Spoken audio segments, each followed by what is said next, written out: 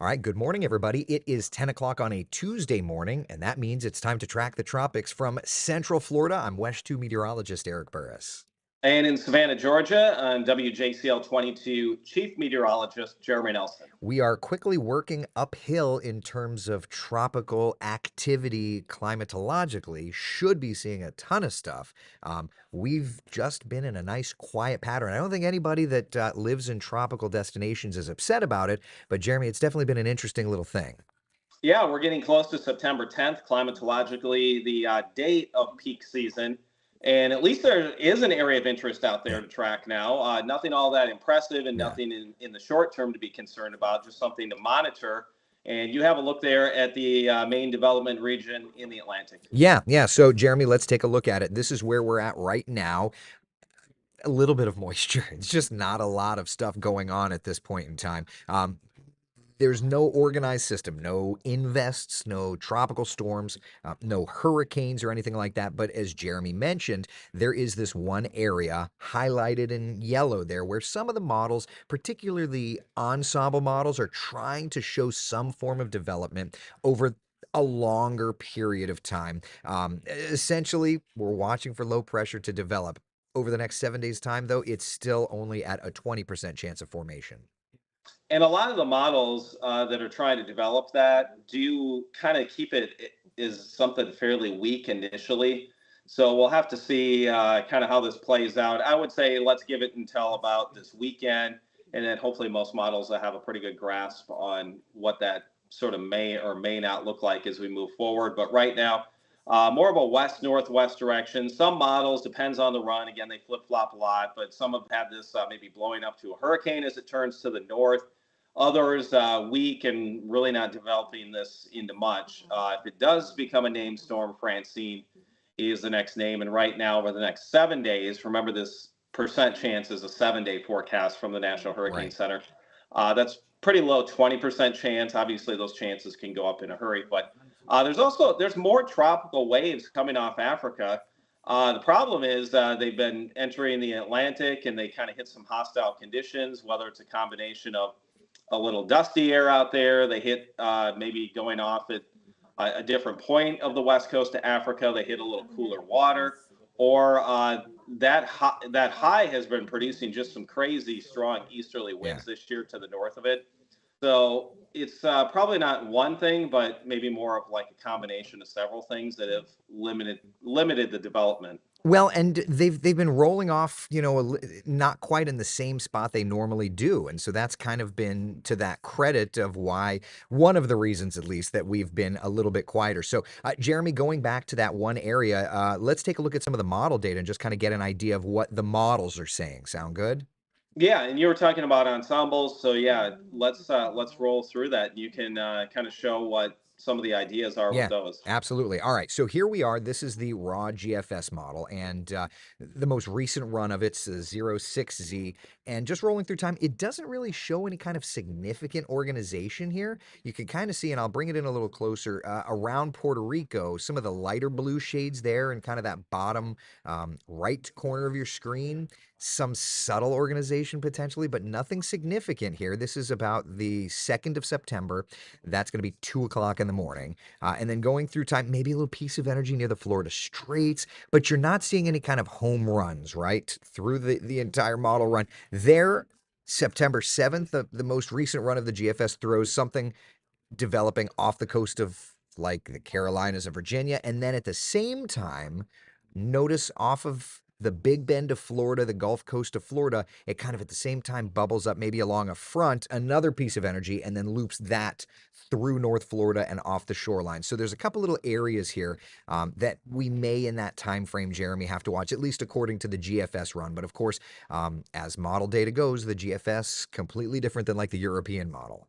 Yeah, and then do you happen to have the sort of the ensembles where Yeah, we run this model all kinds of yeah, different times, yeah. and that may give us a little better idea if we do have some sort of grouping of lows, or if the ensemble is starting to show maybe a little better consensus. Yeah. So there you can see how there's that cluster there, and then it turns north of like Bahamas, Puerto Rico, Windward or Leeward Islands there. and Yeah. then turns up to the north.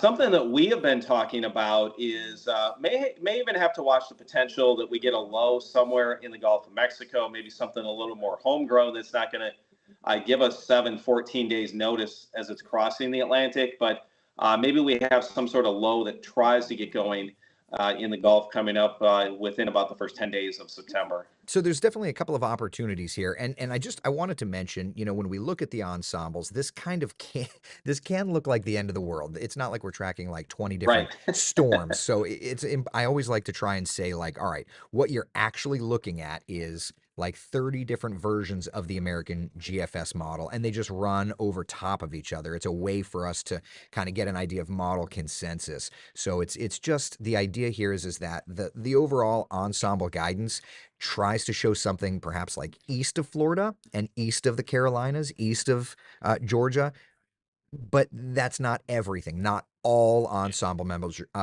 are doing that, and so because of that, this is definitely a system to watch. You've got ensemble members kind of all over your area, my area, and thus we have to keep eyes to see where this eventually could go. Yeah, and that's just the GFS Right. model. So I assume you have the European model Yep. Yep. potentially ready to go. Yeah, absolutely. So let's go I and know the operational run of the European has been showing that low sneaking across the yeah. Atlantic, and then some runs it's a little bit weaker, not as pronounced, and then it's a little bit Yeah. healthier looking. So let's kind of go over the grouping of Right. all the ensemble stuff. Right. So we'll start with this is just the operational European. Okay. This is the 00Z, which is the latest long range version.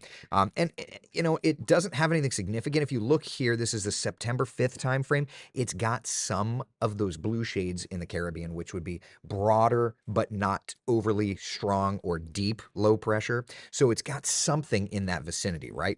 But let's do this. Let's go back and look at the ensembles here. Okay. And it's the same thing. You've got 50 different versions of the European model. And now let's run through here. And what you'll notice is a large grouping of stuff. Now, there's more ensemble members on the European. So it's important to remember that. But you've kind of got this idea of like from the eastern Gulf of Mexico to an offshore recurvature. You definitely have a pretty good signature there of some storms developing. So while the operational model may not be so all in on this, Jeremy, I would say that at least the ensembles are giving us the idea that there could be something trying to get going. Yeah, and both the European and the GFS have not really had this look for probably the last couple times we've met here for tracking the tropics on Tuesdays. So this is a little more active look, but I think you and I agree this isn't like a flip the switch. All of a No. sudden we have like 5, 7 storms in a row. Right.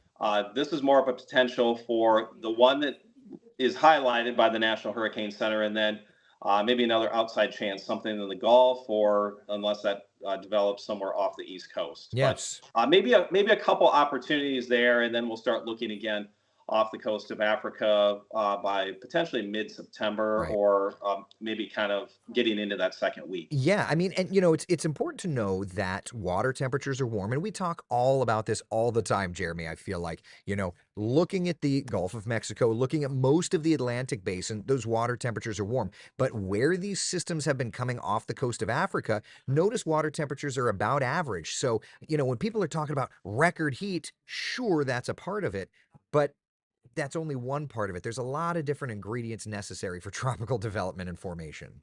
Yeah, and they're still in parts of the basin, maybe some of that dusty, dry air. Again, we've talked about wind shear.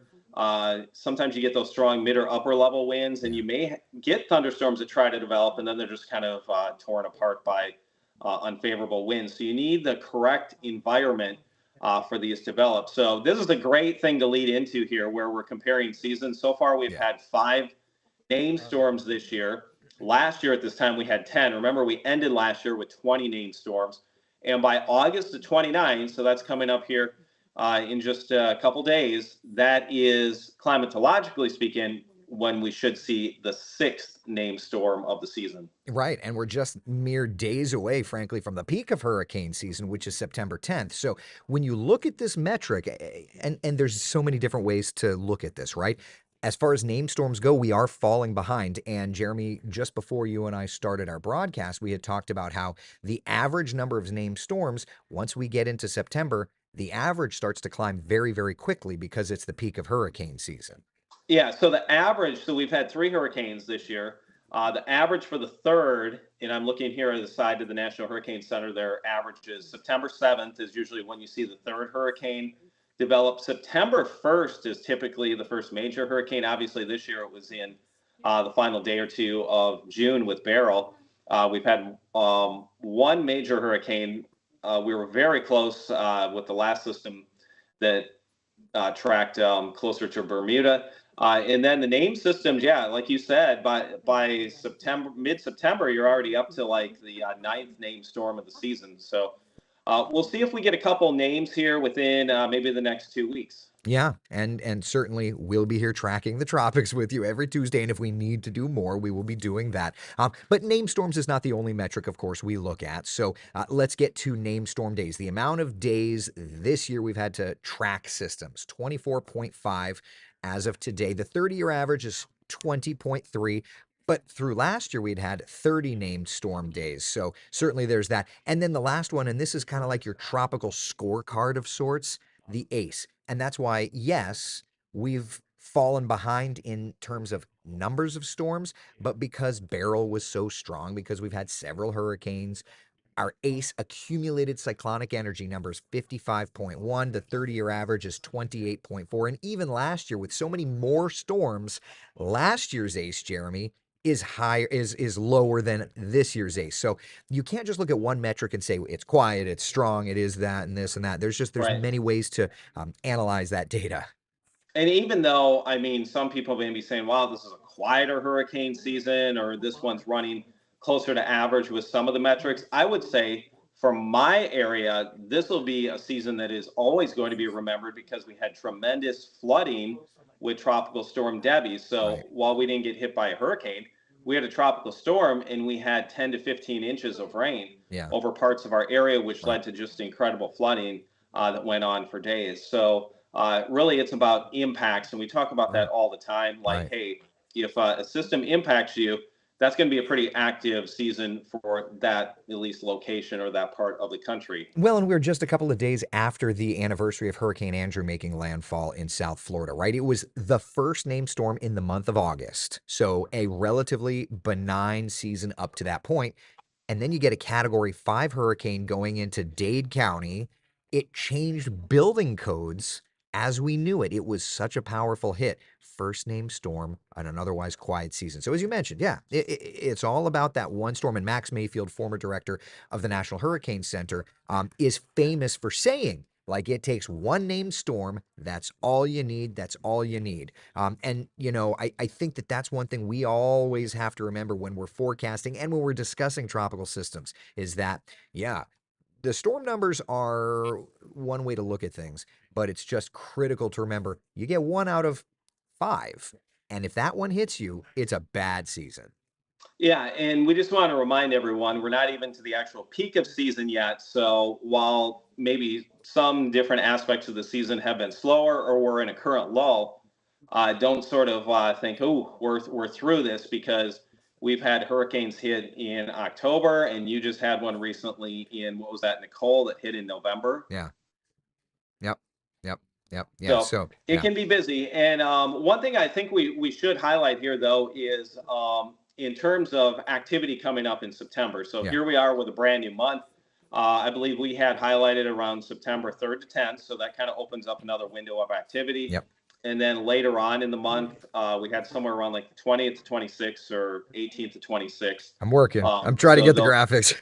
no, that's all right. But I mean, obviously, I get questions about this. You get Yeah. questions about it, and these are time frames within the season that these parts of the pattern repeat. Does not mean that every single time you're going to get some big blockbuster storm that Right. develops. Right. But these are the favored areas that we're watching during these time frames. Right. So again, the 3rd to the 10th, and that would some models are showing maybe a low trying to get going in the Gulf. Yep.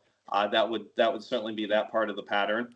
And then coming up later in the month, at least for my area, this has been one that has really, each time through the pattern, June 20th to 26th, we had National Hurricane Center highlighted my Yeah. coastline. There was a low that moved in. It was Right. almost a tropical depression. And then the 5th through the 9th, we had Tropical Storm Debbie that was just such a slow mover. Yeah. And that made two landfalls, and it was both within our hotspots there. So that's coming up again later, that part of the pattern. And then what's exciting for everyone on here is once we get into October, we're kind of starting a whole new pattern. Yep.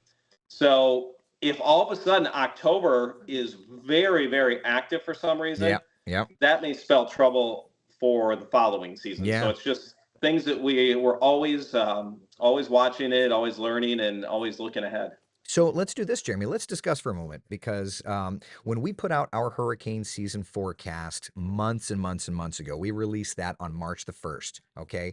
Our forecast was calling for it was definitely on the lower side of things, particularly when Colorado State came out and when NOAA came out with their numbers. And I've got it listed here. The average is 14 named storms. We went with 16 to 20. The average is 7 hurricanes. We went 8 to 10. 3 major hurricanes, 3 to 5. Let's discuss a little bit because the season has been very, very quiet. Let's go into, and you are the keeper of the paper notes, which I'll make fun of you all the time, but on a day like today, it's good to have.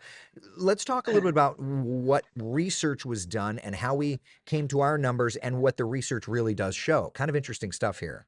Yeah, so we will take a look at the ENSO, which is El Nino, La Nina. Both of us think sometimes that's weighed maybe a little too much one way or another, but it's a Mhm. factor that is obviously considered.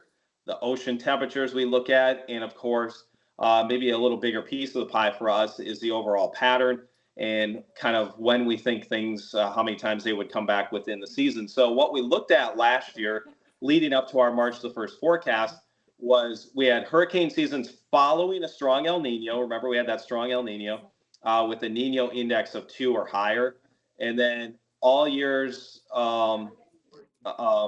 that trended towards the La Nina the following hurricane season. So we took a look at that and we came up with 5 years that sort of matched our criteria.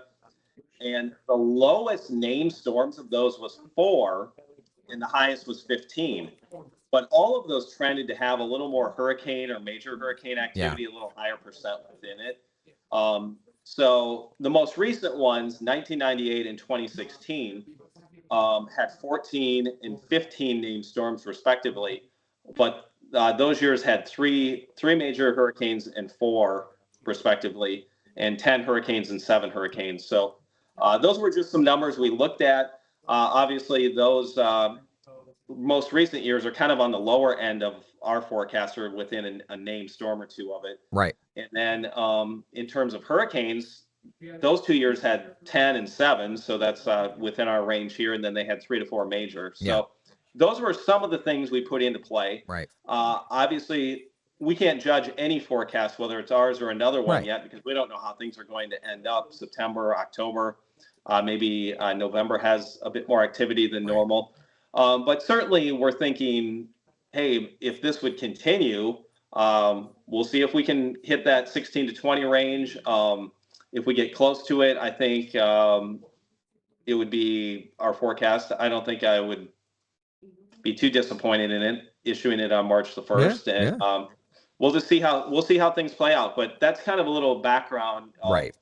some of the different things we look at. But yeah, looking back at those 5 years, they definitely trended near or maybe even a little bit below average. But keep in mind, in 1998, and was it in 2016 as well? The average for a hurricane season then was 12 named Right, storms, right? exactly, exactly. That average was lower, and so I think that that's part of the reason that we nudged perhaps the numbers a little higher than what the historical data would have lended. But nevertheless, there's still a lot of hurricane season left. But I've had a lot of people say, "What do you think? Everybody forecast such a crazy season." I'm like, we didn't forecast a crazy season. We forecast a Right. slightly above average season, and that's Yeah. that's seemingly when all's Right. said and done, I think I'm very okay with our forecast numbers for sure. Yeah, and if you go back to those numbers that I was talking about, 1998, 2016, they also had above average ACE scores. With 1998, even though it only had 14 name storms, Yeah. it had an ACE of 181. Oh, yeah. Well, And then in 98 was like Big 2016, Bertha. Was it Bertha in 98 and Floyd? I remember I feel like Floyd was 98 or 99, but there were some monster Big Bertha and Floyd. It was one of those two in that year where Right. it was a massive, massive storm. Yep. And then in 2016, the ace was 141. Yeah, And then you go back to 1966 on this list. While it only had 11 named storms, it had an ace of right, 145. right. So, kind of showing here our forecast, we were leaning with more hurricanes, more major hurricanes in sort of the bigger picture Yep, here, where those numbers were trended a little bit higher, where our name storms are above average, but maybe not that sort of, hey, this is going to be all right. kinds of named storms this season. Right. And I feel like it's so us, like going against the like when we put out the forecast, I had several people, meteorological friends that are like, "You're going awful low." And then it's Colorado State. Noah came up, "You sure about your numbers?" It's like, listen, we're all going to look at different things. We're going to make our own forecasts. But I'm very happy with our numbers. And I think when all is said and done, we're not forecasting, direct landfall impacts or anything like that in terms of the numbers. But what we are looking at is a higher percentage of the storms being stronger this year. But overall, the numbers are not, we don't think, going to be crazy. And here we are kind of falling behind the average number of named storms. So it kind of makes sense. Right. And all these numbers and figures and stuff I write down and we discuss, that's from like mid Yeah. February when we're really starting to get in Right. this. And then this is issued March 1st. I think our initial, we kind of give ideas, I know, and I write them down. Yeah. In our initial, I think name storm range was Yeah. 15 to 20. I Yeah. had 15 to 20 down here. And then we tried to narrow it down because we're not huge fans of putting out a forecast that's like 10 to 20 named storms this year. Why do it, So, right? Yeah, right. exactly. Why are you even trying at that point? Yeah. So, yeah. No, So, I feel good about the forecast. I feel good at the fact that things aren't crazy. Don't love that. Jeremy and I are both people too. We have insurance to pay. We have families. We don't love death and destruction. People, oh, you love hurricanes. Not really. It's kind of you're away from your family. It's not the most fun thing in the world. We love the yeah. meteorological study of it, but certainly not the impacts of it. And I think even the challenge of forecasting, I think really any meteorologist that loves things, you kind of love the challenge of forecasting and trying to get things right because in the end, there's people on the other end of your Right. forecast that are making decisions about their own families, Yep. their own lives, their homes. So you really want what you're doing to be as accurate as possible because there's other people on the other end that are really dependent upon a good forecast. Truth.